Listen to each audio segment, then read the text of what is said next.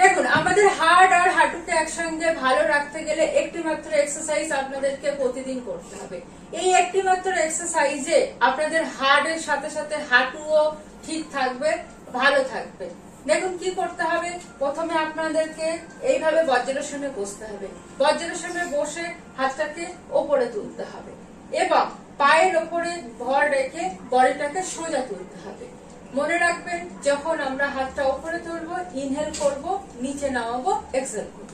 দেখেন এইভাবে inhale exhale, inhale exhale, inhale exhale.